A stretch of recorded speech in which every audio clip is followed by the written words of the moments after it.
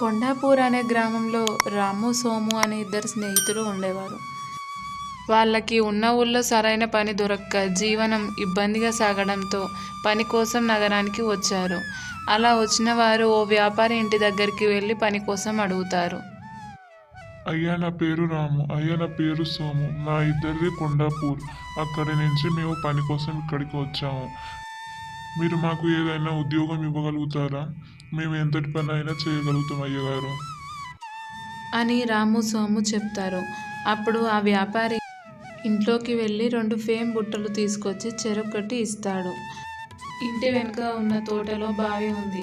ఆ బావిలోని నీళ్లు తెల్లారేసరికి ఆ తోటకు పెట్టాలి అని ఆదేశిస్తాడు. రాము, సోము ఫేమ్ బుట్టను తీసుకొని తోటకు వెళ్తారు. ఫేమ్ బుట్టలతో నీళ్లు తోడడం ఏమిటి? తెలివి తక్కువ పని కాకపోతే?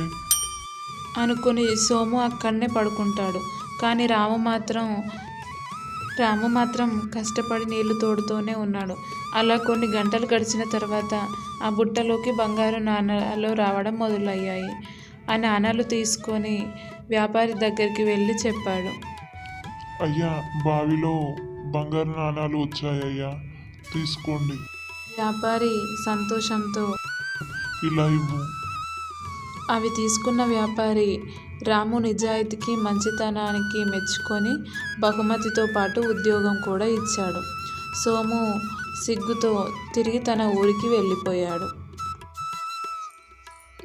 ఈ కథలోని నీతి ఏంటంటే, ఫలితం అనేది మన అదృష్టంపై ఆధారపడి ఉండదు. దానికోసం మనం ఎంత శ్రమించామన్న దానిపైన ఆధారపడి ఉంటుంది.